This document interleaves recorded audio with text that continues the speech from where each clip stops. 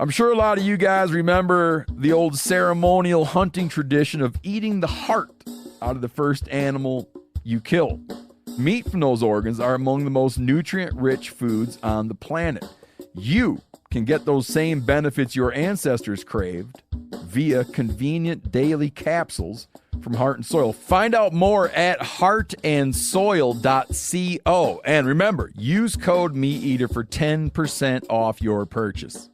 Outdoor adventure won't wait for engine problems. Things like hard starts, rough performance, and lost fuel economy are often caused by fuel gum and varnish buildup. Seafoam can help your engine run better and last longer. You simply pour a can into your gas tank. Hunters and anglers rely on Seafoam to keep their engines running the way it should the entire season. So pick up a can of Seafoam today at your local auto parts store or visit seafoamworks.com to learn more. Welcome to the Wired to Hunt podcast, your home for deer hunting news, stories, and strategies. And now, your host, Mark Kenyon. Welcome to the Wired to Hunt podcast. I'm your host, Mark Kenyon, and this is episode number 125. Today in the show, we're joined by longtime outdoor writer and renowned big buck hunter, Don Higgins, and we're talking all about how he hunts the various phases of the rut in pursuit of mature bucks.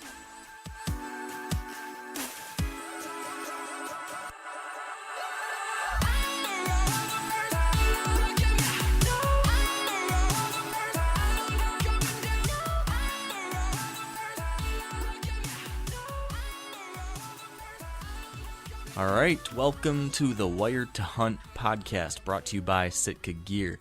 And today on the show, we are joined again by one of our past podcast guests, Don Higgins. And Don is a widely respected and experienced outdoor writer and deer hunter. And he's one of the guys I've personally learned the most from about deer hunting too. So that said, he was an easy choice for us to bring back on the show. And the first time we talked with Don was back in 2014, and we discussed late season hunting. Last year, we had him on again, and we discussed trail cameras. And today, we're going to have him on a third time to talk about the Super Bowl of the deer hunting year, the pre-rut and rut timeframes. So it's going to be good stuff and applicable to your hunts in the coming days and weeks. That said, though, before we get into that, I want to give you a quick update on something that's kind of cool. We just launched a brand new Wired to Hunt t-shirt design this week. Have you seen that, Dan? I have seen it. I haven't got it in the mail yet, but I've seen it. It looks pretty cool. I will have my wife send one out today for you. So this t-shirt design is pretty cool. I'm excited about it. It features a bunch of our favorite hunting words and phrases and a lot of stuff we say here on the podcast, and he uses those words to form the Wired to Hunt logo. And I don't know if you saw, Dan, but it even says "that being said" on there. I know. I saw that. So yeah. Pretty cool. And actually what's interesting is the shirt was actually, the logo design was created by a Wired to Hunt listener. So, perfect. Yeah, very cool. So if you want to check out those shirts and pick one up, you can go to wiredtohunt.com/shop. And also, we are going to be offering a 10% off discount for all the rest of our merchandise through the end of November in celebration of the rut. And you can get that 10% off by using the promo code RUT. So, RUT, that's the promo code. So, wiredhunt.com/shop, pick up your shirts, and that is it for my little infomercial. Hey, I got a quick question. Yeah? If I wear that out in the woods, will you guarantee me opportunity at a big buck?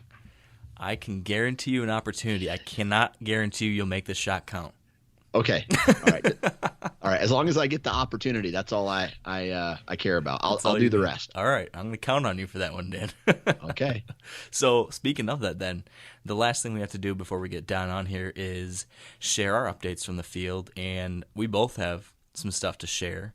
Do you want to kick that off? No, I don't. I'm interested in hearing what you have to say about this whole Holyfield, because I'll be honest, I've been freaking really busy, not only with work but with family, and I didn't get a chance to read your blog updates. Oh, okay. So feed me. Yes. Well, it's been exciting past couple days, dude. It's been as exciting as it gets. So, this past weekend, I was up north at our northern Michigan property, and that was actually pretty cool. We put our first food plot in this year, and did pretty darn well considering the conditions up there, really acidic soil. And we got 2 awesome bucks on trail camera. I saw a bunch of deer compared to what we usually do, so that was great. But I got back Sunday night really late, and I wasn't planning on hunting Monday just because I got home like 1:30. I had a bunch of stuff to do. But I don't know, I was sitting here working Monday morning, and I was looking at the weather, you know how we do. And I'm like, man, we got really high and rising barometric pressure. There was a great little cold front that came through here. Temperatures are 15 degrees lower than they were the other day. I haven't hunted this main property in 10 days. Long story short, I convinced myself I should go out there and try to hunt for Holyfield again, and I did, and it was an awesome night. I saw 5 different mature bucks, including 2, well, I've decided to go this theme of naming the bucks on this property after boxers. Since Holyfield kind of started off because of his ear. Well, there's this 3.5-year-old 9-pointer I think I've mentioned before that started showing up. Actually, this summer he showed up, and I'm calling him Frazier. Okay. Because it'd be pretty cool if someday I shot him and I can say, down goes Frazier. And that's the only reason you would shoot him, so you could scream that, right? Exactly. That's the only reason. And then there's another 3 or 4-year-old who really does not have a very impressive set of antlers, but he looks like a pretty big-bodied deer. He's just a wide, like, 7-pointer. So I'm calling him Mayweather. Okay. And then so I saw all these bucks. I saw Frazier. I saw Mayweather. I saw a new wide 8-pointer that I've never seen before. I don't think I've seen before. I don't have a name for that buck. And then I saw Holyfield. So to keep this from getting too long, what basically happened is I was watching Frazier and this 2.5-year-old buck. They'd emerged out of the cover, and they were actually sparring out in the field. And all of a sudden, I hear crashing in front of me, and I look out, and from the neighbor's kind of brushy bedding area comes a doe, and then the big buck right under trail, running, sprinting out in the middle of this bean field. Then they turn around, and the doe runs right back from the way she came, and he goes tearing off behind her, and I'm like frantically grabbing a grunt call, and I just let out a big grunt, and he stops right at the edge of the field. He looks at me, takes a couple steps forward, and then walks to the edge of the field, starts making a big scrape, just ripping up the ground, ripping up the tree, rubs up on a tree, and I'm like, oh, he's getting kind of feisty here. And then he turned again and looked at me, and then he starts walking right down the edge of the field towards me. I'm like, holy crap, this is going to happen. The issue, though, is it's like just before the end of shooting light. I mean, I'm thinking, okay, if he gets to me like now, I can get a shot, but you know, we're running out of time fast. Like, it's a matter of just a couple minutes or something like that. So he keeps coming down the field, and then a couple does step out and start heading in towards the food plot where I'm sitting over. And so now he starts jogging towards me. My bow's ready, rangefinder's ready, the does cross the creek, come in the food plot, and then he stalls up on the other side of the creek, starts looking around, and then he turns to head back into the cover, it looks like. And I'm like, well, I got to try something. He's the big boy on the block. I'm going to try to challenge him. So I let out a snort wheeze. He stops, turns, looks at me, and then puffs up and hops the creek and walks right into the food plot right at me. So, buddy. Yeah. So I'm pretty fired up. But it's like, now it's a minute later or whatever it is, and I'm thinking, okay, basically if he comes right into like 20 yards, I think I'll be able to see well enough to get a good shot. But any further than that, you know, it's just not worth the risk. So basically what happened is he came in, and then those does were in here, and one of those does took off running, and he started chasing that doe. So he ran across the first shooting lane that I have in this tree. He ran right through it, stopped, and then when he came out the other side back into an opening, he was at like 40 yards or something, and I drew back on him. So when he came across the first shooting lane, I drew back, and then when he finally came out into the opening again, it was just too far. I couldn't see. There was not enough light. So he went running off. And were your pins too bright, and then it was kind of messing up the darkness in the background, or was it because your pins were dark too, and it was just way too dark all around? Yeah, it was probably the latter. The pins were dark, and everything was too dark. And I actually don't have lighted sight pins right now because the battery died in it. Oh, okay. And I just forgot to replace it. But I don't. Even if I had the lit pins, it wouldn't have helped in this case. Yeah. So I watched him chase his doe back out in the field, and then like Frazier and Holyfield and some other random buck were like sparring and circling around out in the field, and then Holyfield came and chased a doe back into the food plot and came underneath me, but it was like way after shooting light now, and I could just look at him with my binoculars. He came to like 25 yards or something. Yeah. And then after a little while later, I had my wife come over and pick me up on the ATV so I could get out of there without spooking these deer, at least with them knowing it was me. So fast forward to the next day, which was last night. Given everything I saw, that morning I couldn't hunt, but I scouted from the road for a couple minutes, and I saw Holyfield and Fraser chasing does again out in this bean field right next to the food plot. So I went in last night and saw a bunch of deer again. Holyfield showed up again like 45 minutes before daylight. But he popped out in the bean field, like same place he did. Kind of looked around. There weren't any does out yet. Excuse me, I got the hiccups. So he then, though, heard some rustling over by me because there was a 2.5-year-old buck in the food plot in front of me. So he heard that, and he started running right towards me again. I'm like, yes, now it's going to happen. So I got the bow ready. I got my rangefinder handy. He was coming right into the edge of the food plot, towards it at least, and then something over by the road caused attention. He stopped. He looked out towards the road, and because this is all, not that far off a road, he stopped and looked that way, and then just didn't like what he saw or something. He just turned and kind of jogged back in the cover. I watched him go off the way this other younger buck had gone, and him and 2 other bucks kind of circled around back along this creek I could see about 100 yards away. And I tried a couple grunts, and he just was not feeling it. And he turned and went the other direction. And that was basically it. He did show up again after dark, just like he did the night before. Came back out into that bean field after shooting light. I saw him maybe 200 yards away, and he just kind of fed out and was heading towards some does. And he's very active right now, and there are bucks chasing does all over the place. And it seems like something has come into heat early because they are really getting after it. Even the 3- and 4-year-old bucks, which usually you don't see happening, at least here, until there really are some does in estrus. So it's been exciting. It's been nerve-wracking, but exciting.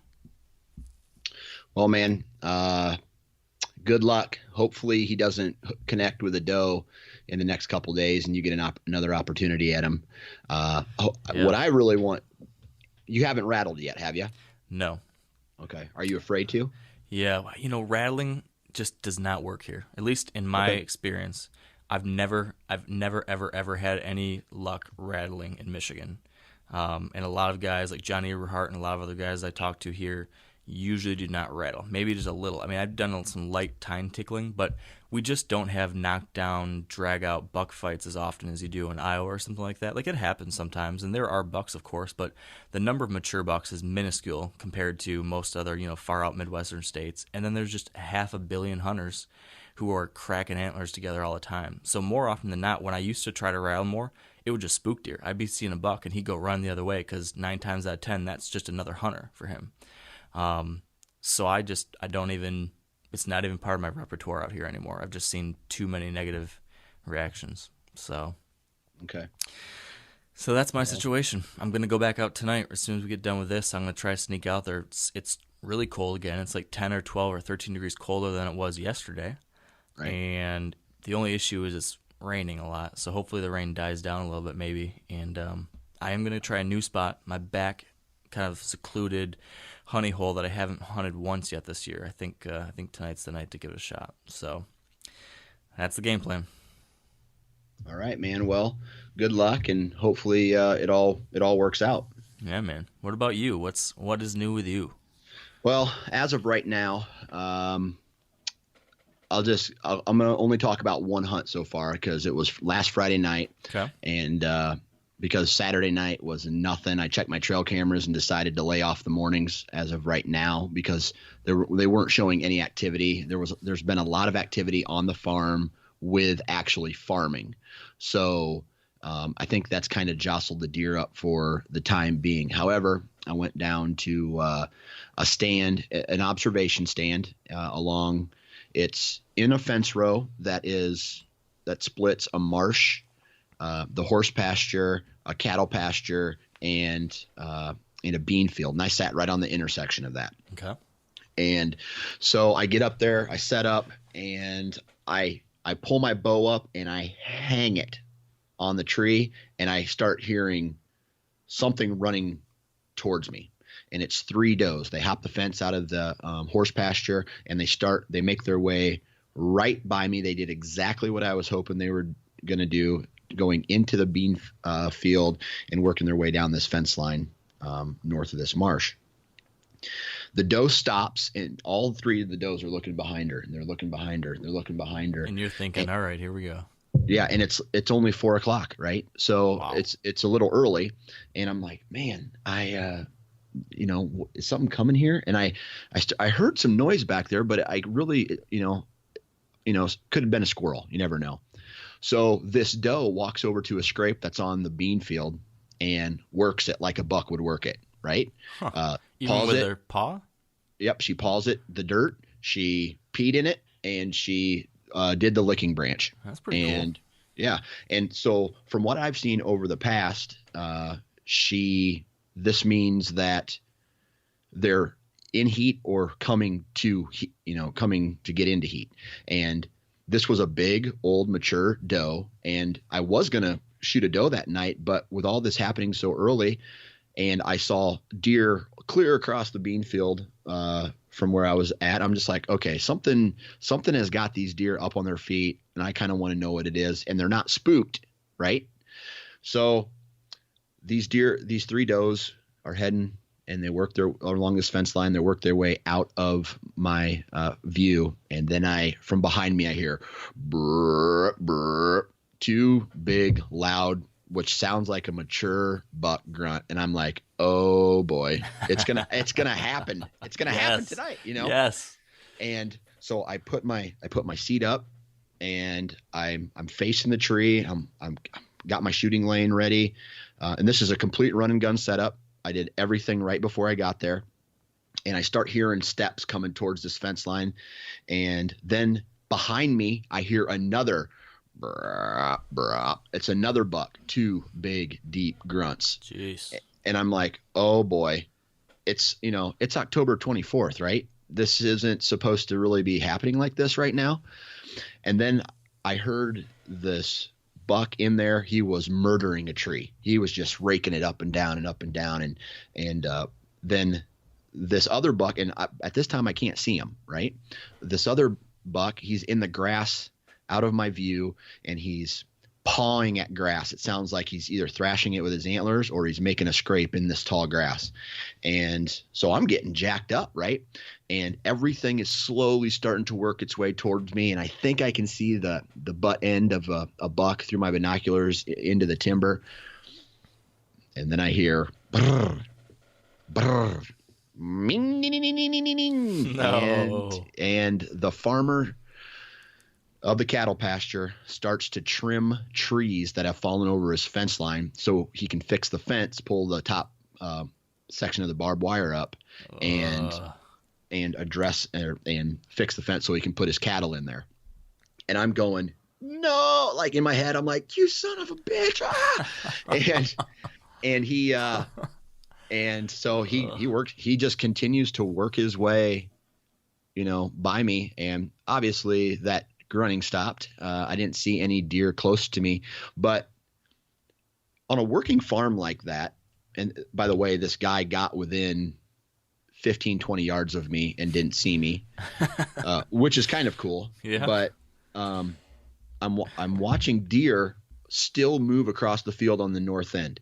So that just kind of tells you a little bit about some of these working farms and how comfortable some of these deer feel. Now, granted, none of them were mature bucks, but I saw a handful of does and a whole bunch of, I shouldn't say a whole bunch, but 3 young bucks, 1 2-year-old bucks on the opposite side. And they were just feeding in this bean field while the guy's cutting trees.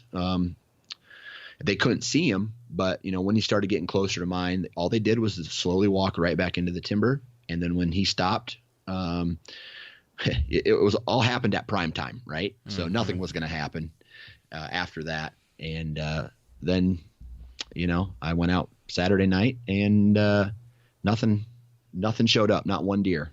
So bummer. Yeah. I've had a. Go ahead. I was going to say, what is the latest on trail camera? Do you have any of your big boys showing back up? Nope. I got kind of got a freeze right now. However, I have 2 trail cameras that I haven't checked since the first week in October, and I won't check them until I go hunt those stands. So I don't want to go in this area to hunt the stands. It's one of those trail camera locations where I'm not going to check them until I actually hunt the area, just because I don't want to put any additional pressure on the property. Yeah. However, I did have a giant 300. The body looks gigantic. I think he's 300 pounds, huge neck. His antlers maybe are 130.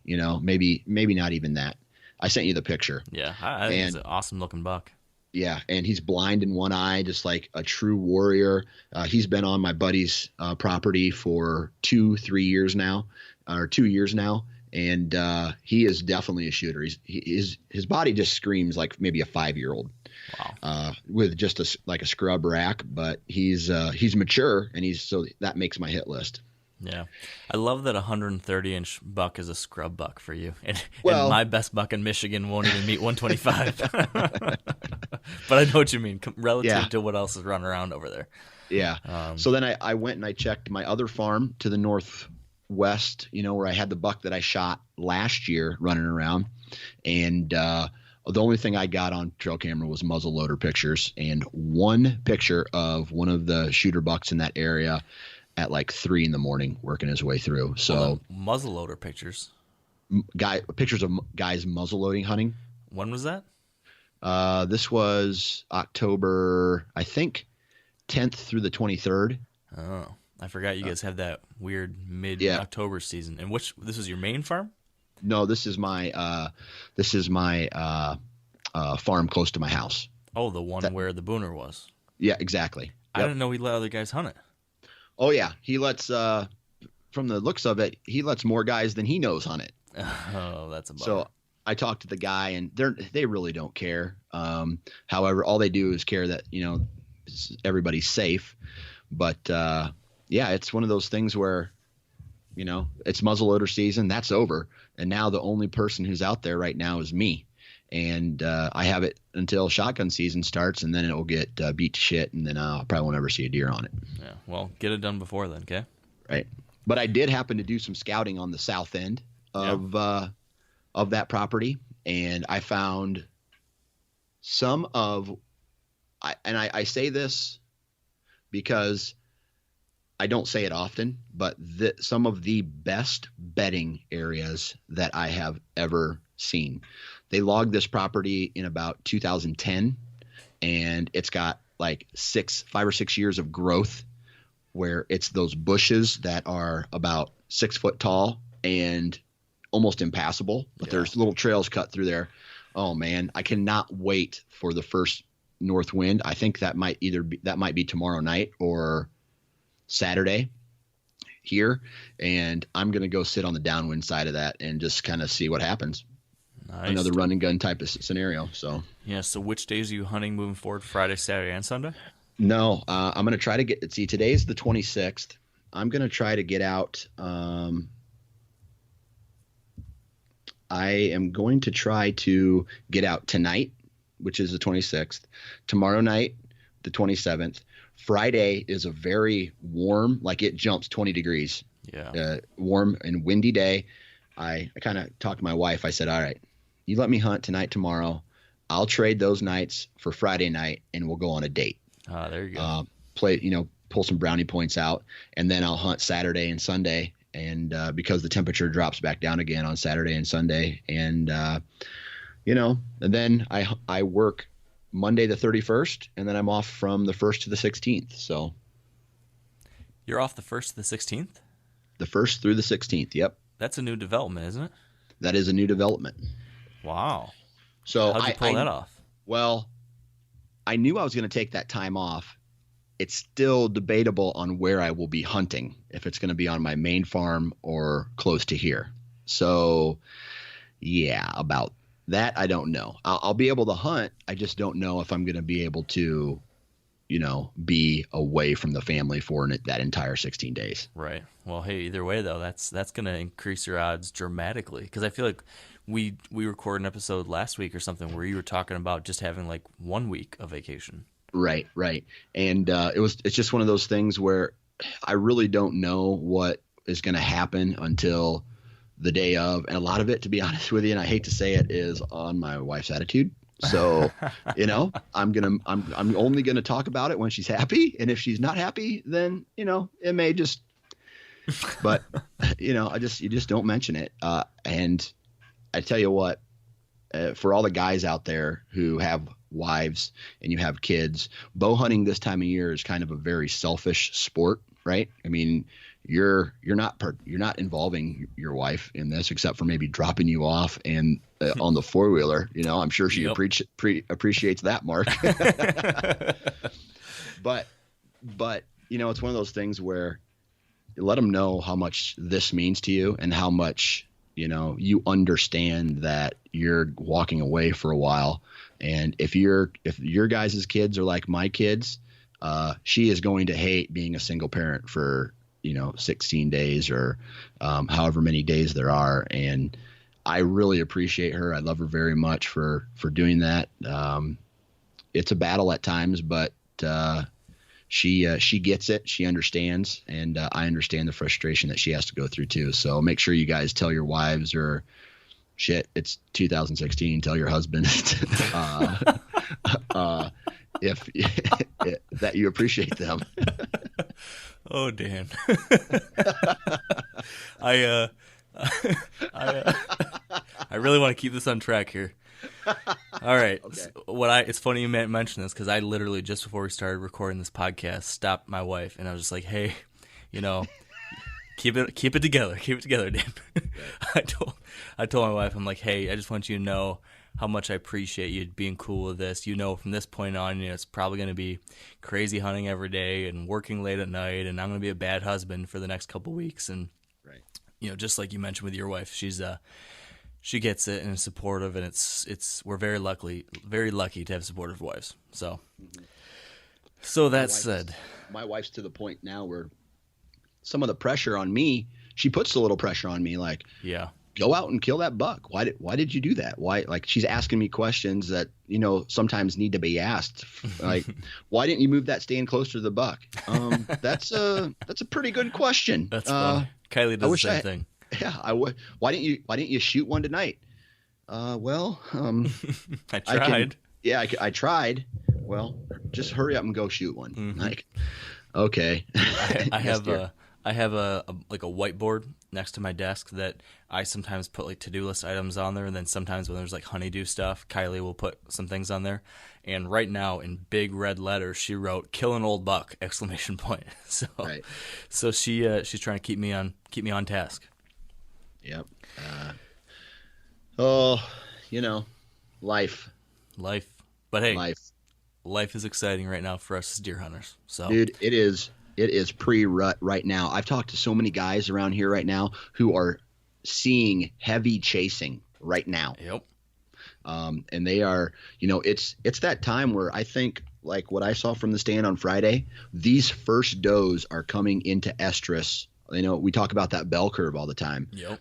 That beginning of the bell curve is starting right now. And what's special about that is when there's just a few of those does coming in, right, all the bucks are going to be starting to try to find that early doe. So if you happen to be in the spot where that doe is, right, hit it hard. Right. That's fact. That's what seems to be happening by me. Like I said, I've had mature bucks chasing does around already, out in broad daylight. So I've hunted 2 days in a row. I'm back in today. I'm going to hunt again tomorrow and just try to be there when the getting's good. And maybe we'll get lucky. So right. I guess, though, we should wrap up our intro here and get Don on, because maybe he'll have the advice that you and me need to finally kill a deer. Oh, I need like more than just advice. I need like someone driving my body in my brain. I don't think he can do that for you, but okay, we can ask, I suppose. All right. Well, with that said, then, gosh, I've said that said even more than usual today, I feel like. Hey, it's on the T-shirt. It's on the T-shirt. Buy that T-shirt. You're subconsciously trying to get people to buy stuff from you, aren't you? I think that might be it. So right. I don't even know how to transition anymore. Moving on. Let's take a break for a word from our sponsors at Sitka Gear, and then we will give Don Higgins a call. So, as we do every week, we need to thank our partners at Sitka Gear for their ongoing support of the Wired to Hunt podcast. And today, rather than another Sitka story, today I want to remind you about Sitka's Diverge photo contest that's going on right now. As we mentioned earlier this year, Sitka is running this contest through December 15th, in which they're looking for unique and creative photos from your hunting adventures. As they put it, we've come together to share the very real things we've seen, the grit, the beauty, the truth of hunting, the rawness. Prizes for the contest include Sitka hats and hunting apparel, GoPros, the chance to be published in print, and even an all-expenses-paid trip to Bozeman, Montana. So if you think you have an eye for authentic hunting photography, be sure to submit your pictures by using the hashtag Diverge5, the number 5, on Instagram, or visit sitkagear.com/diverge. Even if you don't plan on submitting a photo into the contest, you really should still visit that site, because on that site, sitkagear.com/diverge, you can take a look at all of the current entries into the contest. And there are just some really awesome photos in there. So check it out. Enter the contest at sitkagear.com/diverge. And now let's get back to the show and give Don Higgins a call. All right, with us on the line now is Don Higgins. Welcome back to the show, Don. Well, thanks for having me, Mark. It's always a pleasure. Yeah, ditto on our end. We're excited to chat with you, and like we were just saying, you're our first 3-time guest on the show, so pressure is high on you today because we're expecting great things. Well, you guys must be getting pretty desperate or something. Yeah, that could be it. But that said, we've already introduced you in the past. I think people know who you are and what you do. So what I'm most interested in right now, because me and Dan have just spent the previous 20 minutes talking about how our hunting seasons are going so far.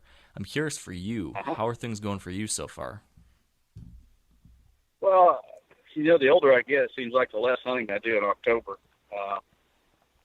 For the really big bucks, I know every year you get on social media and you see some really big ones killed in October. But for one guy to go out and consistently do it is tough.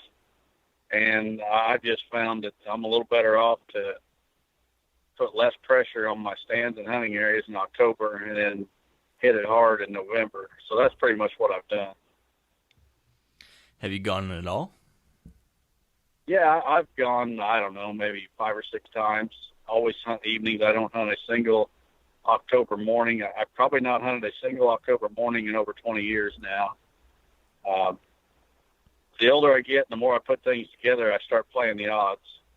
And the odds are so slim on an October morning for one guy to do it consistently that I just don't even go out and put the pressure on my stands or my hunt areas. So I will hunt some October evenings because in the right condition, you get a cool front coming through or something like that, and you can have success in October.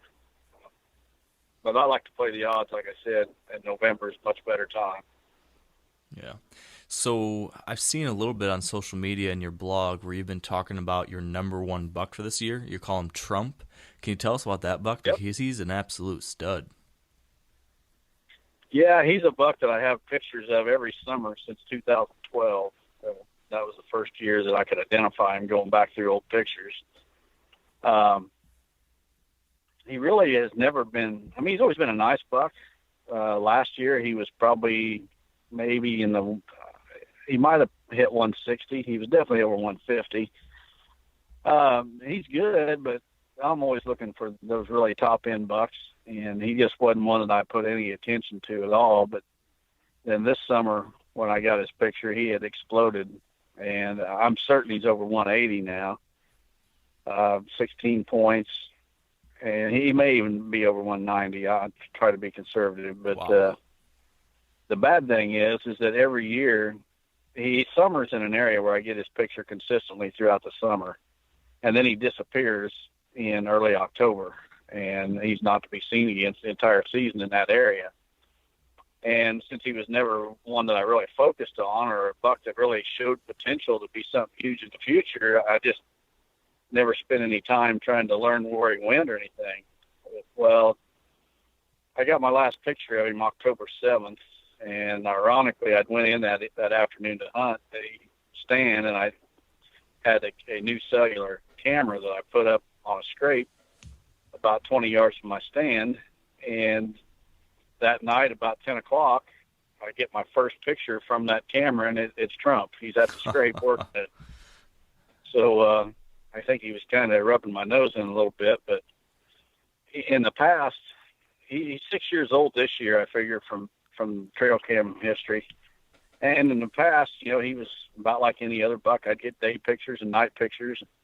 But this year, I probably got over 200 pictures pretty easy over the course of the summer and early fall. And I have yet to get a single daylight photo of the buck. And then during the summer, when he was in velvet, there was 2 3-year-old bucks that was part of his bachelor group.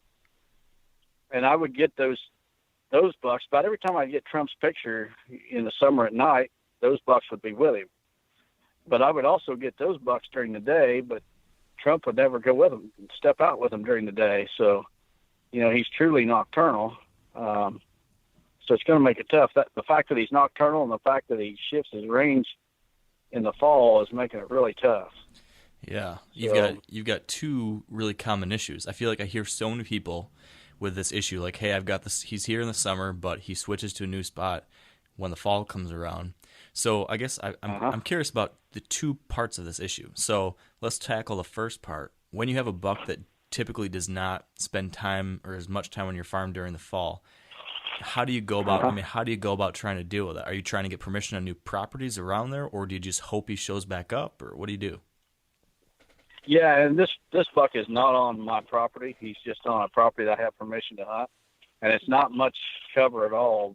Really, it's kind of out in open ag area with like corn and soybean fields, just some little draws and such here and there. And there's always a bachelor group that stays in this area, so that is why I've always got a camera out there in the summer. But during hunting season, there's very few deer. Once the crops come out and the ground gets tilled, there's very, very little hunting pressure in that area or deer activity. There's plenty of hunting pressure, but so when he shifts his range, what I've been doing is shifting cameras in the direction I believe he goes. And I've now got his picture in 4 different locations. The extreme, from one extreme camera to the other, is over 3/4 of a mile away. Wow. I was pretty confident 2 directions he did not go because I hunt properties in those directions. And I felt that if that buck was alive in the past 5 years on those areas, I would have got his pictures at some time. And since I didn't, I figured he was going one of the other 2 directions. So I've been shifting my focus that direction, moving cameras that direction, getting permission on new hunting properties and such. But so far, haven't got a crack at him, and things aren't really looking good. I actually figure if I can just lay eyes on that buck one time this season, that I'll be lucky. And what I'm really doing is setting the groundwork to kill him next year or 2 if he survives. If I can learn some things through the trail cameras and such, and know where to be in the future. I'm kind of playing catch up all the time now. I'm on his tail, and instead of chasing a deer's tail, I'd rather be in front of him waiting on him to show up. True. So I'm laying the groundwork now to make that happen in future. So are you currently hunting any other bucks, or is this kind of an all or nothing scenario for Trump? Well, it's not all or nothing. I've got a couple of other bucks that I would shoot. One of them is actually in Trump's area. He's a 5x4 with split brows and split G2, so he's got 13 total points.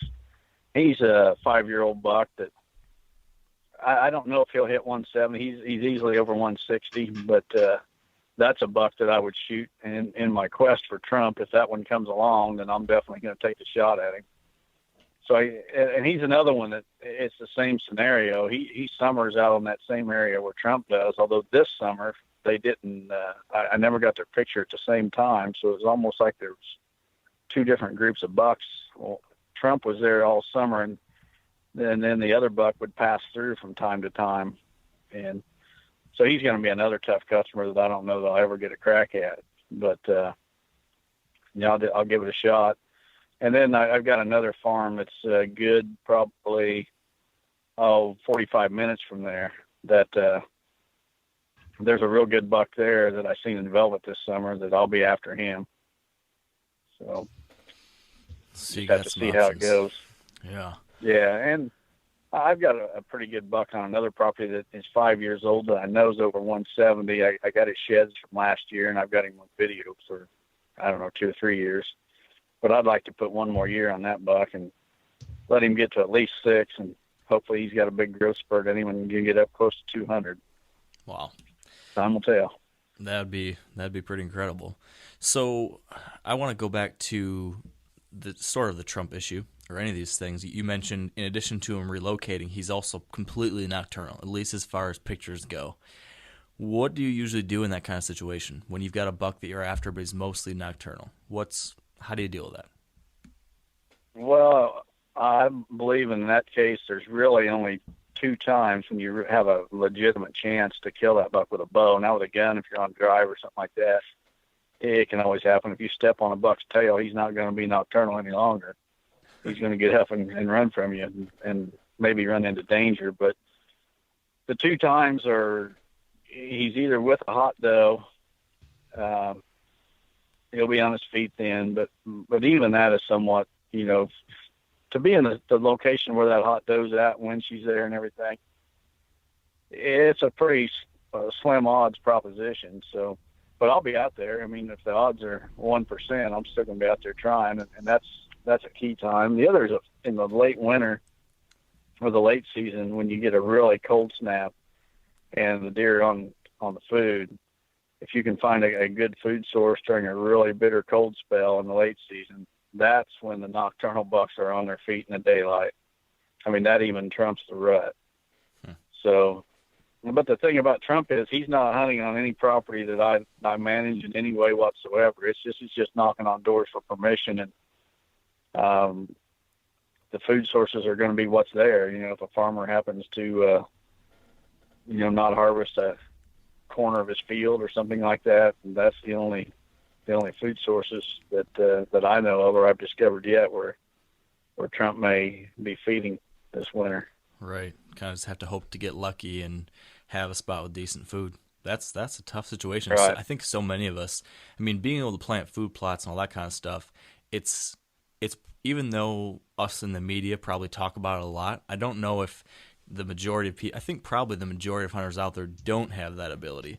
And I think that's a challenge because there's definitely some inherent advantages of being able to put in the specific type of food you want in the right place that you want it. I mean, that's a huge benefit. It's been helping me this season so far and every year really on my main Michigan property. So that's tricky. Yeah. And I mean, I've got properties that I own or lease or manage in some degree where I'm allowed to plant food plots, and it makes it several times easier on these bucks. But I also hunt.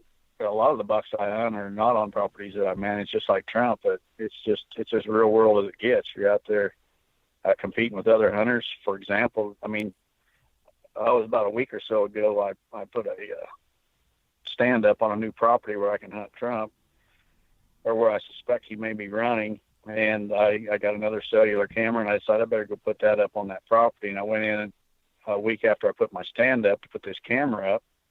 And in that week's time, someone had put a stand 20 yards from the stand I'd hung for Trump. So if I get him, it's going to be right in the heat of the competition. It's not going to be an easy buck by any means. Yeah, that's the worst. I don't know if I had mentioned this earlier on an earlier podcast, Dan. Tell me if I did, but I've got a buddy who set a tree stand a few weeks ago, and then he came back to hunt it, and somebody used his ladder, climbed up into his tree stand, and set a tree stand 18 inches away on the neighboring tree. So this guy, he potentially could be sitting right next to another guy if they actually went at the same time. Well, I guess they can shake hands and talk about the hunt while they're sitting there. Yeah. I wonder what happens if they both shoot the buck at the same time. I don't think it'd be good. Well, that'll probably make social media, whatever happens. Oh, yeah, that's for sure. My buddy was like, man, if I didn't like deer hunting so much and if I didn't actually want to shoot a deer, I would just sit that stand every single day until he showed up to try to hunt it so I could tell him, what are you doing? Yep. But back on topic, Don, so here's what I'm curious about. It's late October. There's, 5 days left this month or something like that. So I think a lot of people approach this and they kind of lump it into this category of pre-rut. For most people, this seems to be that pre-rut time period. What is your approach during these last days of October? Actually, this time of the year, I'm getting projects done around the house because when November rolls around, I want to be hitting it hard. I don't want to do anything else except hunt. I try to hunt every single morning, every single evening, and a lot of times all day during November. Okay. So, and I just wrote an article about this. Actually, it's not even come out yet. I think too many guys jump the gun with rut hunting. They'll want to start, in the last week of October and hit it hard. By the time mid-November rolled around, or especially late November, they're burned out and they're not hunting near as hard as they were. And I feel a much better approach is to, I don't even hunt hard the first few days of November usually, but when Thanksgiving rolls around, I'm still hitting hard. That's when you can kill the really big bucks. There's 2 times during the rut when the big boys are really on their feet. And one is the 7th and 8th of November. And I know there's a lot of other guys promoted those same dates as well. Bill Winke, for one, has wrote about November 7th many times. My friend Tim Walmsley, who's the official scorer for Boone and Crockett, tells me that there's more booners killed on November 7th and 8th than any other dates, year after year. That's the dates when the big boys are on the move, but the does aren't quite in heat yet. Once you get past the 8th, then the does are coming in and the bucks are tied up with the does. But the 7th and 8th are 2 days that I will sit in the stand all day long. So that's a prime time. And then Thanksgiving weekend, the few days following Thanksgiving there at the end of November, the hot does are becoming fewer and farther between. So those mature bucks have to spend more time looking for them. So, and I feel by that time of the season, a lot of bow hunters have burnt themselves out, or they're not hitting it near as hard. They're starting to sleep in more mornings, and they don't sit in their stand quite as long as they were in early November. So this time of the year, I'm fighting the urge because I want to be out there as bad as anybody, but I know that I need to keep them stands fresh. I need to keep my hunting areas fresh. And so I back off a little bit. And I was just looking at the weather forecast for this year in our area. And Friday the 4th, we're supposed to have a cold front come through. So I'm guessing Friday the 4th will be the first morning hunt that I have of the year. But from that point on, I'll be out there every single morning. So how do you factor the weather into your rut hunting? Because I know some guys are really planning all their hunts around the rut, or all year really around weather. Some guys say, I don't care what the weather is during the rut, I'm hunting the entire time. How much does that go into your strategy? Well, I hunt every day, no matter what the weather is. But when those cold fronts come through, then I'm staying longer in the stand, and those will be the days that I hunt all day. If we get 70-degree days, or if we get days where the wind's howling 40 miles an hour or something like that, I'll still hunt, but it's basically about 3 hours in the morning and a couple hours in the evening. And again, I'm just doing it. I don't want to burn myself out by standing every day, all day in the stand. I'm kind of picking the days I do that based on the weather and the timing that I just described. So the weather's a big factor, but I don't let it keep me from the woods. Okay. What about, we ask everybody about this, but I don't think we've ever asked you about it. What about the moon? Does that mean anything to you? Do you pay attention to anything related to the moon and how it may or may not impact your movement? Not a whole lot. I remember when Jeff Murray came out with the moon guide way back, probably 25 years ago, maybe more than that. Mm-hmm. And the first year that it was out, I started paying attention to it from the opening day of the season. And what I found was that it was dictating when I hunted too much. I was using that moon guide as an excuse not to go hunt. And I just kind of quit using it at that point. I mean, before the first month was over, way back then, I was no longer using the moon guide because of that reason.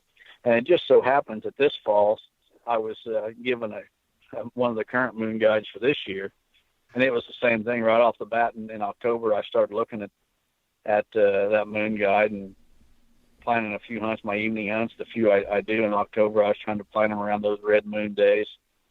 And to be honest, I'm probably not the best guy to be asking about how much the moon plays into it, because I believe weather trumps the moon every time. Now, what I am doing this year is if I'm out working or whatever, driving down the road in the prime movement hours, of dusk and dawn. And if there's one of those days where I'm seeing all kinds of deer activity for no explainable reason, then I'll look at my moon guide and see how it correlates. But to this point, that hasn't really been the case much. So I could probably tell you a lot more in a couple of years from now. Yeah. Yeah, it's funny you mentioned the moon guide. We've talked to Adam Hayes about it a lot and a couple of those guys, and so I'm kind of in the same boat where I'm intrigued by it and, pay attention to it, but don't really have any of my own firm, beliefs or data to put behind it. But for whatever it's worth, there were red moon days these past, yesterday, Monday, Sunday, etc. And for whatever it means, Monday and Tuesday, so yesterday and the day before, I've seen great deer activity from mature bucks. So I don't know. It could just be coincidence. Lots of times you can fool yourself into believing something's correlated and it maybe not. But interesting, if nothing else. Right. So here's something I'm wondering, Don. Do your typical decisions on where to hunt during the rut, during the month of November, if we just say this whole month, does it change throughout the month? Like at the beginning of the month, you tend to focus on X, then at the middle of the month, you tend to focus on Y, and then it changes for the end? Or are you is it different all throughout the month based on conditions or something else? It does change, and it's based more than anything on hunting pressure. I've got some properties I hunt where I know there's not going to be hunting pressure, and particularly gun hunting pressure, which in Illinois where I'm at is right in the middle of the month. So those properties where I know there's not going to be hunting pressure during gun season, I'll kind of save them till after gun season and let the hunting pressure push some bucks into them. The properties I start out with in early November are ones that I know are going to see some pressure from other hunters. I figure I might as well get in there before they get ruined and the deer get pushed out and see what I can do. But the hunting pressure dictates it as much as anything, because I know that's going to dictate where those deer are staying. They'll be on those properties early where there's hunting pressure, but once it picks up a little bit, they'll stay on the neighboring properties. They're not going to just totally abandon their range, but they'll shift where they're staying, to get away from that pressure. Yeah, that makes sense. So then, early November, what's your game plan for early November? What kind of stuff are you focusing on that first week or so? Sound like you said your first morning you're going to wait for that first cold front, but where do you think you're going to start sitting at that time? Those properties where I expect some hunting pressure. I mean, there's a lot of bow hunters that don't do a lot of hunting in October. They kind of wait for the rut. And the first 2 weeks of November is when the hunting pressure is probably the hardest in my part of the country anyway. And I'll get out there and try to beat the competition to some of those properties at the beginning of November. But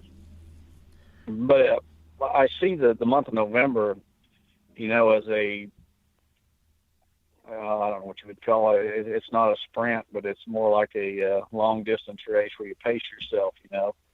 You don't run to the finish line on the first day of November. And I'm only planning on, or my hopes are, to get one buck within range, one shooter buck within range during the month of November. So I know that my odds of doing it today is not good, but my odds over that 30-day period or so are pretty good if I play it right. So I don't want to go into my best spot and burn it out right off the bat. I want to, kind of have a game plan for the entire season, start out with those properties that are going to have some other pressure, and see if I can get a good hunt or two in on them before the pressure's too great and pushes the bucks off.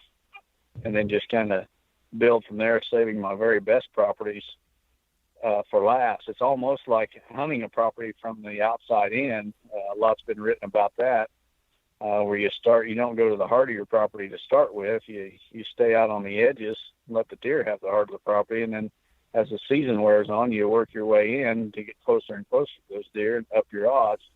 And it's the same way with me during the month of November. I start on those properties that are going to have the most pressure, and then I move on to the ones that are going to have the least at the end of November.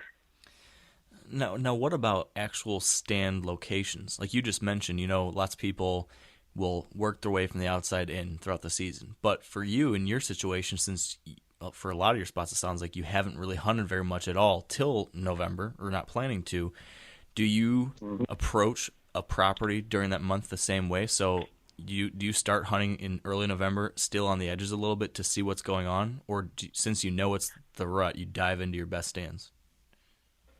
Well, a lot of it depends on the property and how they lay out. If it's one of these real world properties, I call it, where I'm competing with other hunters, a lot of times I've got one good stand on the entire property, and it might be in the very best location on that property. And there's no working from the outside in on those. You go right to the good spot to start with.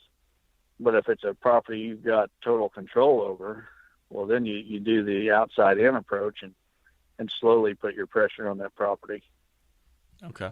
So, I mean, there's just a lot of variables. So do you have any stand locations that are just money no matter what when it comes to the rut? I mean, it's like a pinch point that you can hunt as many times as you want and maybe not burn it out because you have good access to that stand location? Yeah, and in fact, I try to build those locations on properties where I've got some control. You figure out where the best stand site is for you, for your access, for you to sit there and remain undetected with certain wind direction or whatever. And then once you've found that stand site and you got your stand there, then you do everything you can on that property to push more deer activity that way, whether it be, maybe blocking trails that are out of range, or if there's an old fence on the property, maybe cutting a hole in that fence by your stand. But you just find that best location and then make it even better.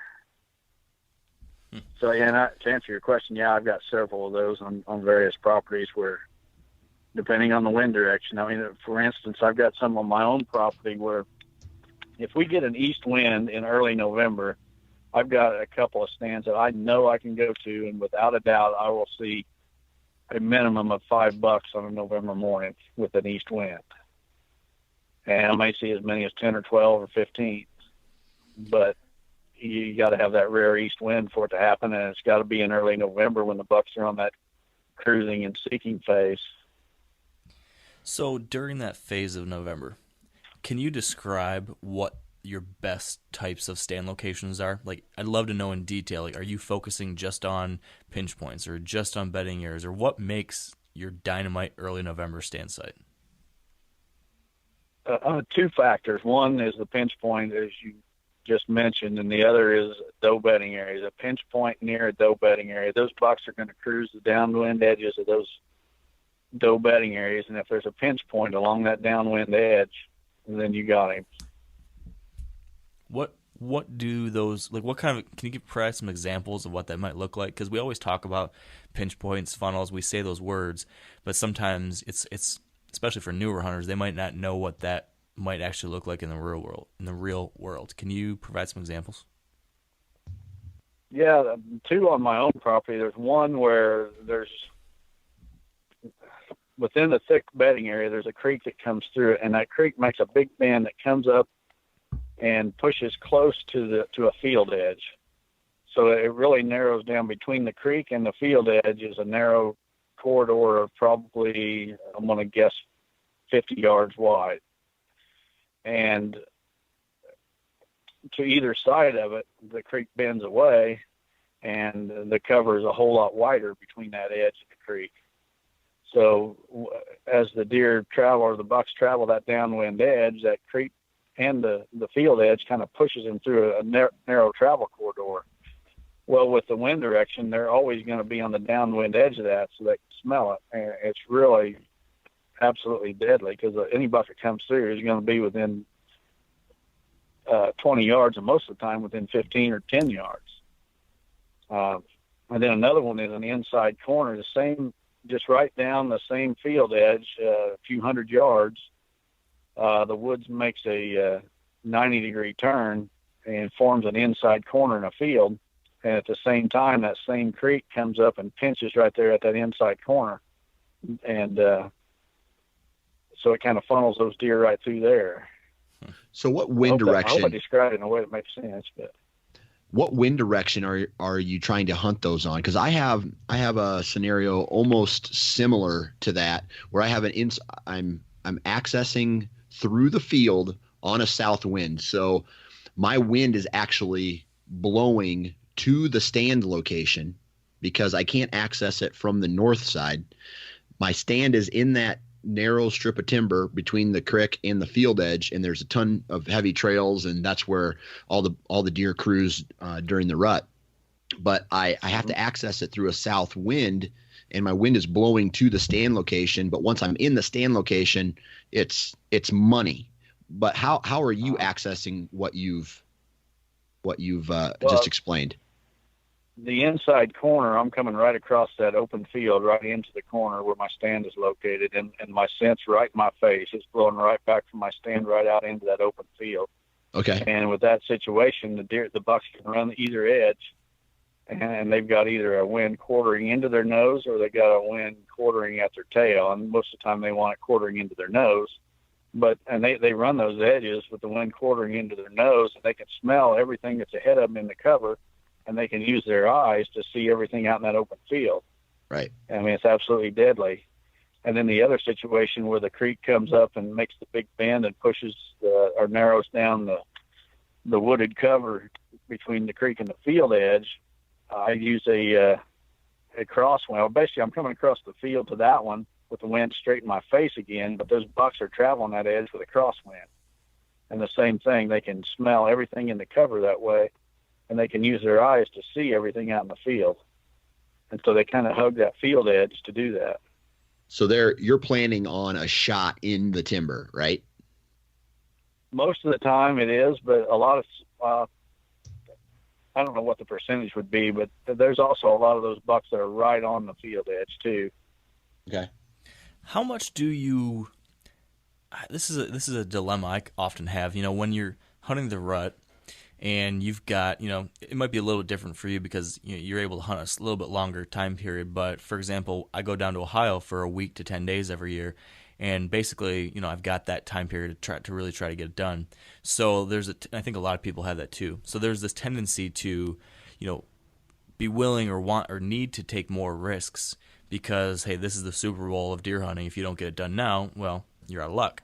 So my question, the reason I set this all up is, how much risk do you take when it comes to wind when you're hunting during the rut? Do you ever go into a spot where you usually wouldn't because your wind is going to knock out your chances for one of the directions, but there's still two more that could be good or something like that? No, I never give up the wind. I think the wind is so important for a mature buck. Now, if you're happy to shoot 2 and 3 year olds, you can probably do that and be successful, but the 6-year-olds, when they come through, they're going to have a wind advantage, or they're going to think the wind's to their advantage. Okay. So, what you can get away with hunting 3-year-old bucks, you can't with 6-year-olds. So I never, ever give up the wind, ever. So can you elaborate on that last point, how a buck wants to use the wind in his favor? How do you believe they're typically trying to use that wind during the rut? They want to be able to smell hot does in danger, basically in the direction that they want to go. Like a lot of times when a buck's going to bed, he wants to check the area he's going to bed for danger before he goes in to do it. So he'll pass with a crosswind on the downwind side, then he'll hook back into it. Everything they do is based on their nose telling them it's okay. And if they can't, there's one company that's got the slogan, "Forget the wind, just hunt." Well, that sounds good in theory, but even if a guy could be totally scent free, 100% scent free, no doubt about it, and he could just drop out of the sky into his stand, never leaving ground scent or anything, if he doesn't factor what that buck is going to do in relation to the wind, then he's still not going to be consistently successful, because to kill the big ones consistently, you got to know what they're going to do on purpose. I mean, you can't expect them to commit suicide. You got to know a buck is moving from point A to point B, whether it be in the evening from bedding to food or whatever. And then you got to give him the wind direction that makes him comfortable doing so. I mean, you can't expect him to move from his bedding area out to feed with the wind right at his back, so he has no idea what's in front of him. He needs that wind to in his advantage, or he needs to think it's in his advantage for you to have a success to kill him. Yeah. Yeah, it's hard to argue with that. It definitely seems like these older deer, they get old for a reason, right? I think a big part of that is probably because they learn to use that to their advantage. Absolutely. So speaking of risk-taking, a second question I have related to that during the rut is with the pressure you put on a specific stand site. So do you think that it's okay to hunt a stand site more often than usual during the rut because it's the rut? Or, I don't know. What are your thoughts on that whole deal? Is there a certain maximum number of times you'll set a stand during this time period or anything like that? Well, a lot of that goes into entrance and exit to the stand. If you can get to that stand and out of that stand without spooking deer, then you can hunt it a whole lot more often. Because if the wind's right when you're sitting there, you shouldn't be spooking very many deer at all. I mean, occasionally you're going to have one get downwind of you that does the unexpected, but entrance and exit is everything. If you got the right stand, and I'll hunt a stand 2 or 3 days in a row if there's a buck that I know I want to shoot in that area. Okay. And I'll do that during the rut when I wouldn't at other times of the year. Okay. Yeah, it's funny you mentioned the access and entry thing. This year, more than ever before, I've convinced my wife to drive a four-wheeler down to one of the properties I hunt and pick me up in the evenings so I don't spook deer off this field. And it has made a huge difference in the number of deer I'm still seeing. I've been able to hunt one specific little food plot area way more than I ever would. And I'm still seeing good activity in mature bucks. So that's made a big difference because they don't seem to, at least from what I've seen, they don't seem to be as spooked by a vehicle coming in as they would a person coming out of a tree and walking, you know? Right. That's absolutely correct. Back to the specific types of stand sites. You'd given us some detail on your funnel locations. Can you give us the same kind of detail or examples of some of your doe bedding area locations that you focus on during the rut? Basically, they're just thicker areas that have not seen a lot of hunting pressure. I mean, does are not going to put up with hunting pressure just like bucks won't, and especially those older does. You bump them out of their bed, and they're going to bed somewhere else. So thick areas with undisturbed cover, key in on those. With experience, you learn where the deer bed on a particular property and just get on the downwind edge of where that is. And that's where the bucks are going to be cruising as they check those areas for hot does. How close do you typically try to be to, if you could draw a hypothetical circle around where you think that doe bedding area is, are you trying to be like right on the edge, like within 10 yards of it? Or is it more like, I don't know, like how close do you typically try to be? And how do you choose that? I mean, how do you determine the right spot downwind of that doe bedding area? A lot of times the right spot is nothing more than the right tree or an area where deer activity is already funneled down anyway. But I like to get as close as possible, right on the edge. I mean, it's even better if you can shoot into that bedding cover. Right. So so this is, as you say this, I'm starting to wonder though, right? We're setting up on this kind of location because we're assuming a buck is going to be walking the downwind edge of that bedding area to try to smell it. So how far do you usually see those bucks away from a doe bedding? And I know this is different in most, it's always different, but I don't know. I'm just kind of curious if you've seen anything in your experience that on average they are right in the bedding area cover, or on average they tend to stay outside so they can, I don't know, see a little more as they come downwind of it. Have you seen any consistencies there at all, or is it just kind of random? They want to walk right on the edge of it, and I'm so close that sometimes the bucks are actually on my downwind side, but I'm high enough that my scent's blowing right over the top of their back. So that's how close I get. I mean, I want to be pushing the envelope, but at the same time, I don't want them to smell me. So there's a lot of variables, but I want to be right there on the edge. Okay. Speaking of your tree stand, how high do you usually like to get up in there? Are you the kind of guy that is like super, super high in the tree, or is it more based on tree cover and stuff like that? Well, I was just talking the other day with a friend of mine. Years ago, I used to think anybody that used a ladder stand was a sissy, but the older I get, the more I like them. So it's all about the cover. I mean, I want a comfortable stand if I'm going to be there all day or for several hours. I want one that's big and comfortable, and I need to get as high as I only go as high as I need to get to stay hidden. And I like to be at least 15 feet, but 15 feet's fine with me. And sometimes I have to go 25, but I would prefer the 15-foot range with a lot of cover around me. Okay. And what about? Well, shoot, I totally lost my train of thought. Dan, help me out here. Do you have a question for Don? I had something lined up, and now I don't know where it's at. Now, on these bedding areas, let's say you don't have a shooter necessarily on camera, but you know it's a historically good spot that throughout the years you've had good interactions with mature bucks. Is that when you start to sit all day, or is it like a travel corridor or a pinch point, not necessarily a bedding area when you're making your all day sits? When I'm on an all-day sit, I want to be in cover. I don't want to be sitting out on an open timber travel route between two thickets. I want to be in the thick of it.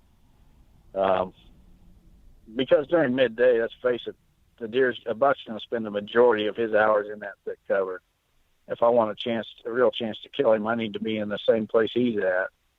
So, there's a lot of bucks killed every year out on those open travel corridors, a fence road connecting two woods or just open timber or whatever. But I would much prefer to be in the thick stuff with the deer. Interesting. Gotcha. I remember my question. So thank you for the filler there, Dan. No worries. Speaking of excuse me, now I can't talk. Speaking of all-day sits, do you have any advice for pulling those off? Because that's a struggle for a lot of people. Anything that helps you get through a full day or something? I am one of those people. Right. This is for you, Dan. Yeah, and I'll tell you, I don't do a lot of those. It's if there's a shooter buck on the property, that'll really help. I mean, your confidence has to be there. If you're not confident in your area, I mean, it's about impossible to sit there all day. Past success, if you do it a few times and you see some bucks moving in the middle of the day, it makes it a whole lot easier to do it again. Mm-hmm. So, knowing you've got a shooter buck on the property, seeing it, a little bit of success helps you do it again. You need to be comfortable. The older I get, I can't stand them little bitty tree stands anymore. I want a big, roomy stand with a comfortable seat. Take enough food to make sure you're never hungry. Just make yourself as comfortable as can be and have the confidence. Yeah, very true. Well, quickly before we move on to our next question for Don, we need to pause to thank our sponsors of this episode, Maven Optics. And one of the very cool things about Maven is that they sell only direct to us, the consumers, through their website. And this allows them to produce super high-end optics at prices lower than the other high-end brands, and also the ability to completely customize your binoculars or spotting scope. So here's Maven co-founder Brendan Weaver explaining exactly what kind of customization options are available. Yep. So we just launched our most recent model, our B4, here a little bit over a month ago. So we've got four binocular frames, one spotting scope, and you can go in through our builder and you pick the frame size that you like. We've got a 42. 45, 30, 56, and then, like I said, a spotting scope.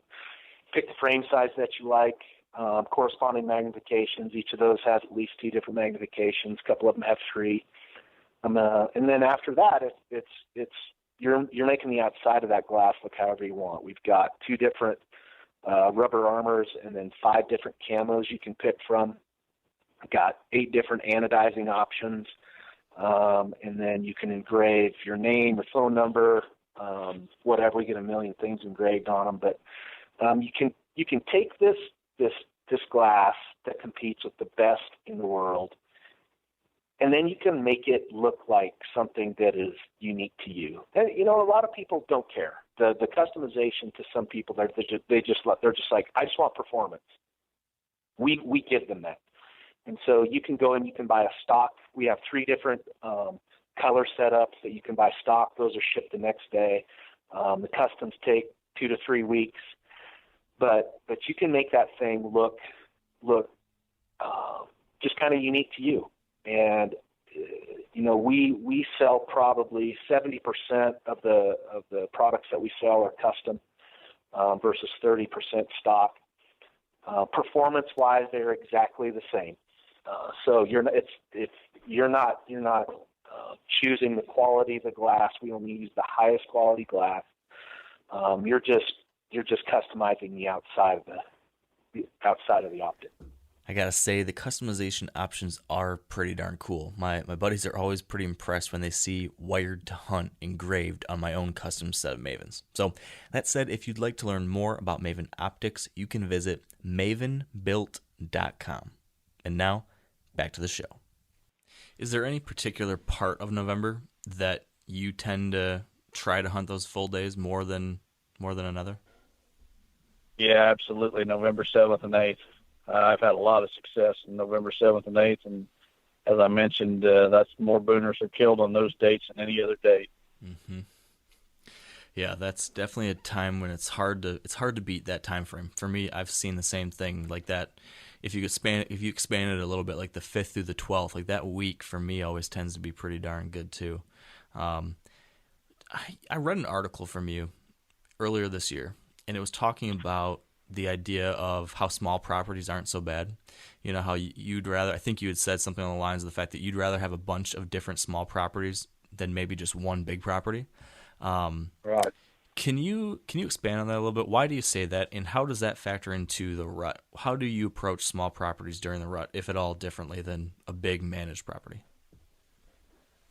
Yeah, it's ironic you mentioned that. Just before we started this interview, I got a text with a photo of a young man, Justin Rupke, with Team Radical Outdoors. You may have heard of them, but yeah. He's just shot a big 6x6 buck, and he mentioned the same article and was saying how spot on it is that having multiple small properties has proven itself to be better than one larger property. And the reason for it is, you go and you got a 400-acre property, you might only have one shooter buck on it, but you have a 40-acre property, you might have one shooter buck on it too. Well, if he's staying on 40 acres versus 400, every time you go into hunting, he's going to be a whole lot closer to your stands if he's bedding on that property.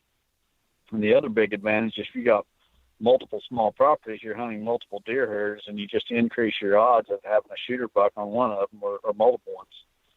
So, it's something that a lot of people don't buy. You get these rich guys that go out and buy hundreds and hundreds, if not thousands of acres contiguous that they manage for deer, and they're successful. Don't take nothing away from them. They're very successful. But for the average guy, I think you're better off having a lot of small properties, even if they're only, 5 or 10 acres. I've hunted some really small properties that were situated in such a way that a mature buck would bet on them and has bet on them. So, and if you got multiple small properties, you burn one out. Well, if you got others to go to, it's not near as big a deal. If you burn out your only hunting property, no matter how big it is, you kind of shot yourself in the foot and your odds went way down. Yeah. I had a scenario like that last year. Yeah, that's an interesting point. So does that mean, do you hunt, if you have a situation like that where you have multiple small properties, do you hunt those more aggressively during the rut then, just because you've got all these other spots you can fall back on? It all depends on the hunting pressure. If I'm the only guy that I know can hunt, and I'm pretty positive nobody's trespassing or nobody else is slipping in there putting some kind of pressure on, even if it's not hunters, pressure doesn't have to be from hunters, just human activity. How hard I will hunt a property and push it depends on the other pressure on it. If I know it's one getting very little pressure, then I put very little pressure pressure on it because I want to keep it secure in the deer's eyes so that when I do go on it, my odds are really high of seeing something. Right, right. Speaking of pressure, I know you're a big proponent of sanctuaries, preserving some kind of sanctuary on your property. What are your thoughts on sanctuaries during the rut? Do you ever go into them, or how do you hunt in or around them at this time? I consider a sanctuary only as long as it's free of human intrusion. That's the first time someone goes in and hunts it, it's no longer a sanctuary. So I never go into the sanctuaries during hunting season unless I've shot a deer. Okay. So you're hunting the fringes of that sanctuary. Right, exactly. Okay. And with my scent always blowing away from it. how close is too close? When you say the edge, I mean, can you like, let's just hypothetically say there's a swamp, and you're saying this swamp is your sanctuary. Will you hunt, right within that 10 yards within the swamp or something like that? Is that safe enough to keep it still a sanctuary in there? I mean, they might be able to see you. You could hypothetically spook a deer in there. Is that still a huntable spot, or are you off it? Yeah, I hunt right on the edge of the sanctuary where if there's a deer, in fairly close to the edge, he could see me slipping into my stand. Okay. But my scent's never going to be in there. My ground scent's never going to be in there. He's never going to see me in there, although they may see me on the edge. Okay. Is there a minimum size that you like, or is there something like, yeah, if it's an acre, it's not really a sanctuary, but if it's up to 5 acres, well, now it's a sanctuary? Is there any kind of quantification that you apply to an area that you try to protect as a safe spot for deer? Well, yeah, but not really. It's not really limited by acreage, but terrain. For example, I like my sanctuaries to have some kind of physical difference around the edge. In other words, if a buck crosses this creek, he knows that on this side of the creek he never smells or encounters a human. Or if he jumps this fence, once he's on the other side of the fence, he never smells or encounters a human. Or this road, once he's on this side of the road, he never smells or encounters a human. You need some kind of a physical obstacle or some kind of physical feature that deer can recognize that once I cross this, then I never encounter humans. And it can be a 1 acre. It can be, I like them bigger the better. I like sanctuaries that are at least 10 or 20 acres. It just depends on the property. The bigger the better, though.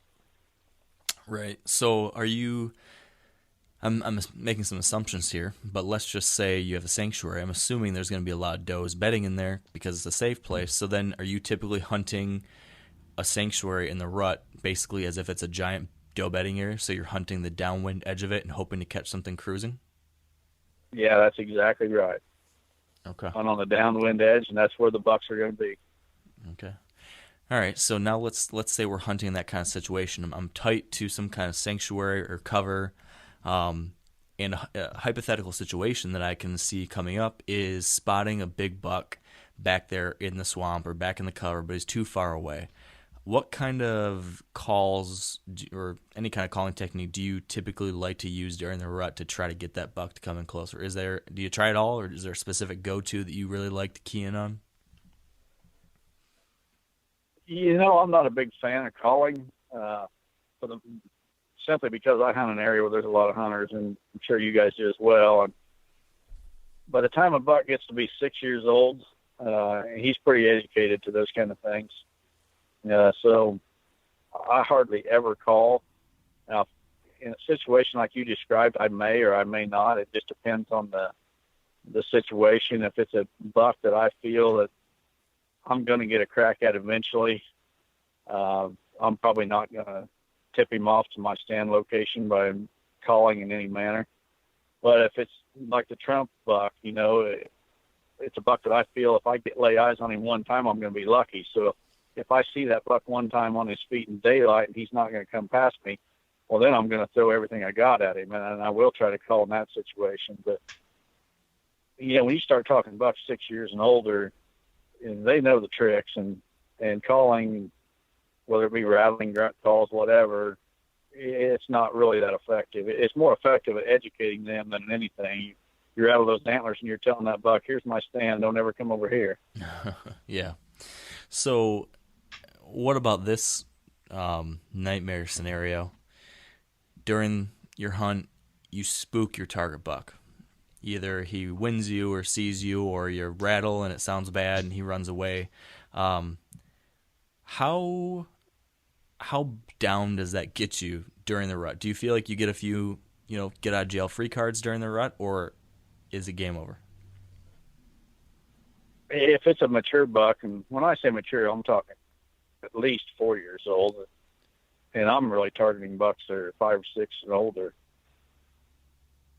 Yeah, when a buck discovers me in a tree stand, whether he gets downwind and smells me but never sees me, or maybe he sees me but never smells me, or whatever the situation, once a buck has me pegged to a tree, I know it's over for that buck from that tree. So I'm looking for a new place for a stand. And I don't think you're going to spook him totally off the property when that happens. But when he does come past that area, he's going to be looking for you in that tree again, whether it be downwind trying to smell you or visually seeing you. Yeah. Yeah, that's a tough situation, no doubt about it. That's one of those things that dealing with the whole trick of pressure and the risk of putting pressure on deer and how much can you get away with. I feel like I'm constantly fighting myself on this, like trying to balance, how do I balance aggression and going there when the time is right to the right places versus screwing it up for the future. And I think that's one of the big cruxes of hunting mature bucks is figuring out the right balance between those two things. I don't know. I mean, how do you make those decisions when you know, okay, I need to just back off out of here versus I need to go in there? Is it solely based on weather, or do you take in other scouting intel or observations or something like that? Yeah, weather, trail camera pictures. If I see a buck's on his feet in daylight, fairly consistently, then I know it's a buck that can be killed. So why wait? Go get it done. If I know that a certain property I have permission to hunt is going to have some gun hunting pressure on it when gun season opens, and I get in there right before gun season and go for it, because I know that my chances after gun season are about zero. So you just got to factor in a lot of different things and decide when it's your time to move in and go for it. Yeah. You mentioned trail cameras, and we did a whole episode back, I think it was episode 67 or 68, somewhere around there, talking about trail cameras. But for us right now, can you just tell us how you're using them during the rut time period? I mean, Dan focuses, and correct me if I'm wrong, Dan, but I feel like from everything I understand about your strategy during the rut, a lot of what you do is based on checking cameras and adjusting throughout your 2 weeks of rut hunting based on what you're seeing on those cameras. And you're moving them around and changing stand sites all the time based on that. Are you paying attention to cameras as much as that, or do you kind of know, okay, these are my core rut spots, and I'm just going to hunt these no matter what the cameras tell me? Well, a little bit of both. I know where the bucks are going to be during the rut from past experience, but at the same time, my main reason for checking cameras more than anything is I'm looking for target bucks. And I believe bucks are fairly homebodies, maybe not to the point that does are. It's very, very rare that I see a buck from a tree stand that I don't have his picture. So I don't buy this that during the rut these strange bucks are moving through properties, although it does happen on rare occasions. So I'm checking the cameras for those rare occasions, but basically by the time the rut comes around, I know what's on the property. I know if there's a buck I want to target, but at the same time, you never know. So I want to be up to date as much as possible. So just stay in tune that way through the trail cameras. How often do you check them during the rut? Do you check more often than you would some other time of year? Yeah, I actually do. Probably, during the summer, I won't check cameras for about once a month maybe, but during the rut, it's more like about once every week to 10 days.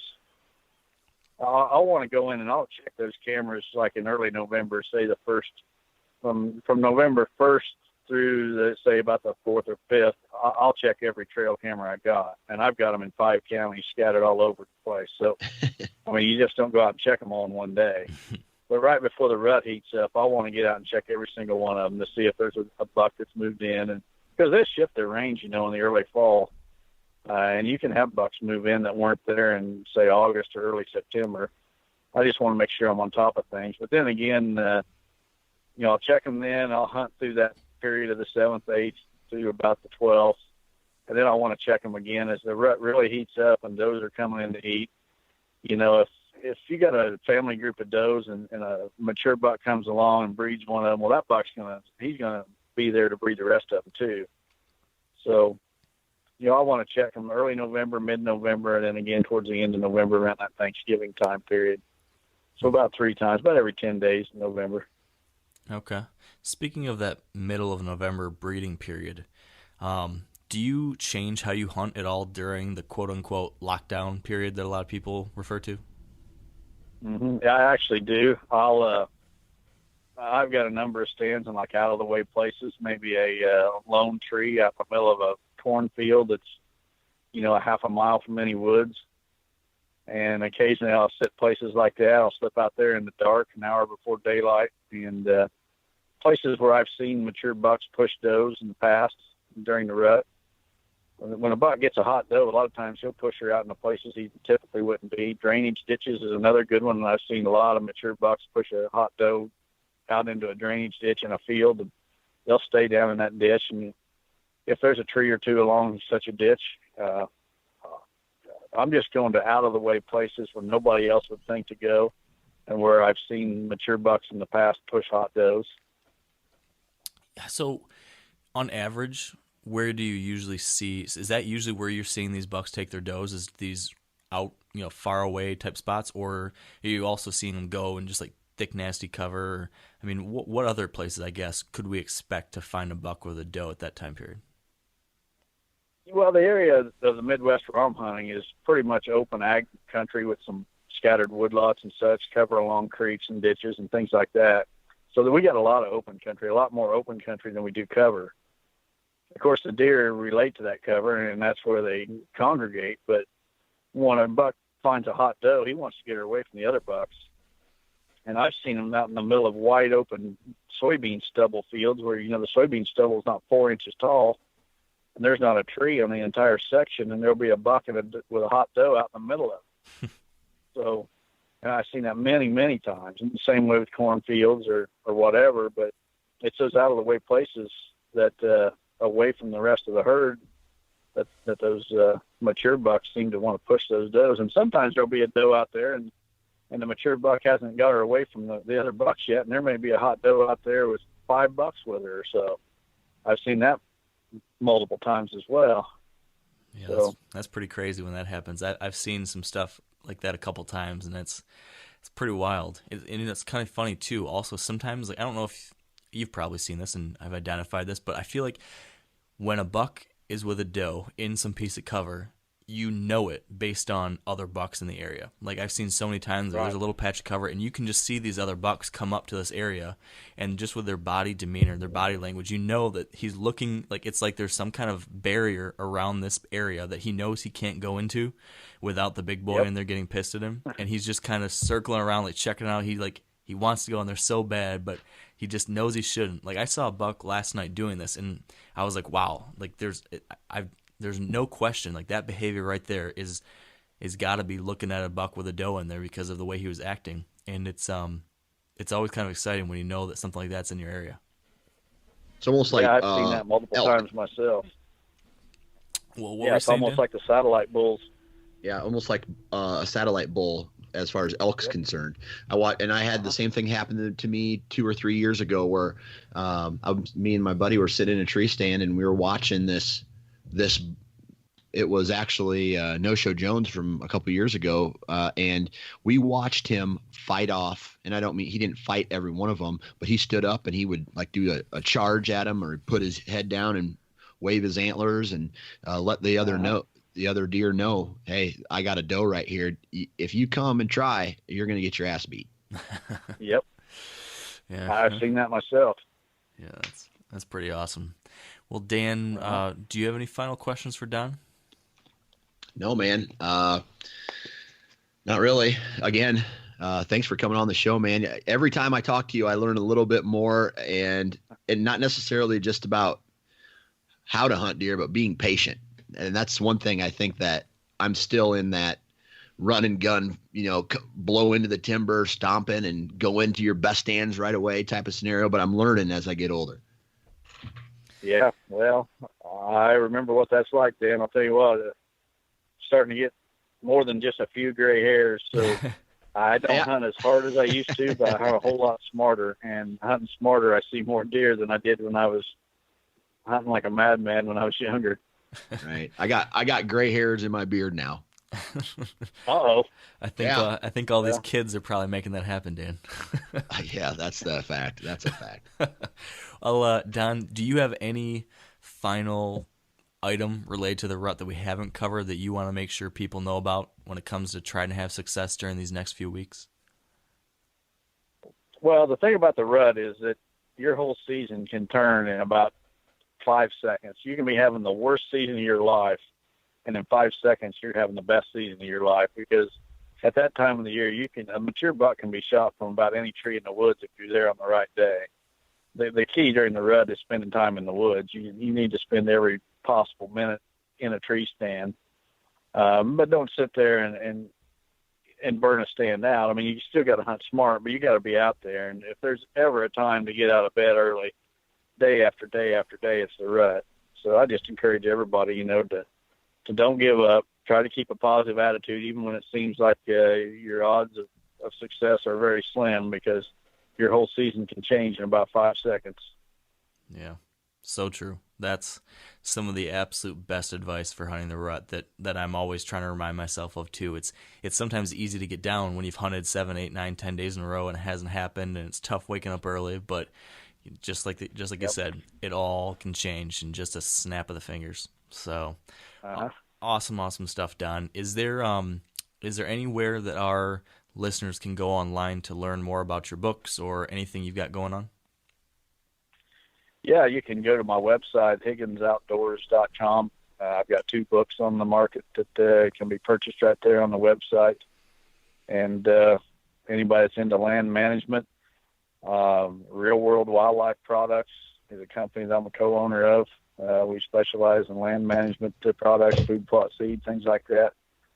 So just visit those websites if you're interested, and send me an email if you got questions. I try to, sometimes I'm really slow about it, but I try to answer any question that comes my way. Yeah, I can relate to that. I am eternally slow, unfortunately, sometimes. But we'll make sure to include links to those sites, Don, so if anybody wants to check out what you've got going on, they can do that. And thank you so much. We appreciate the time and wish you all the luck in the world on getting an arrow in one of those big Illinois bucks. Well, thanks a lot, Mark and Dan. I appreciate you guys having me on, and anytime you want to talk, just let me know. I'll be glad to do it. Absolutely. We might have to have number 4 coming up here soon again, because you never fail to give us some good insight. Well, I'm always ready to do it, so just let me know. Sounds good. Thank you, Don. And with that, we will wrap this one up. But a couple quick updates before we go. If you haven't listened to our new bonus mini-series yet, Wired to Hunt's Rut Radio, be sure to download that and give it a listen each week. If you're already subscribed to Wired to Hunt, you're going to see these new Rut Radio episodes popping up in your podcast player each week.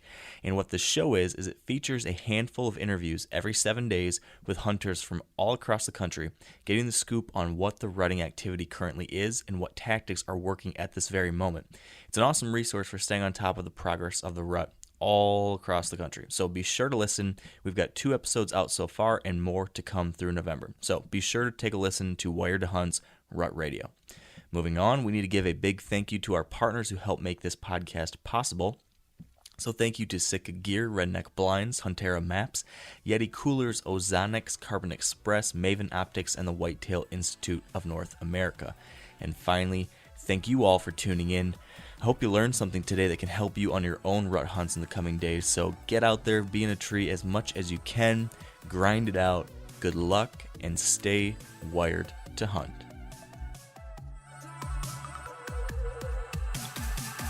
I'm sure a lot of you guys remember the old ceremonial hunting tradition of eating the heart out of the first animal you kill. Meat from those organs are among the most nutrient-rich foods on the planet. You can get those same benefits your ancestors craved via convenient daily capsules from Heart and Soil. Find out more at heartandsoil.co. And remember, use code MeatEater for 10% off your purchase. Outdoor adventure won't wait for engine problems. Things like hard starts, rough performance, and lost fuel economy are often caused by fuel gum and varnish buildup. Seafoam can help your engine run better and last longer. You simply pour a can into your gas tank. Hunters and anglers rely on Seafoam to keep their engines running the way it should the entire season. So pick up a can of Seafoam today at your local auto parts store or visit seafoamworks.com to learn more.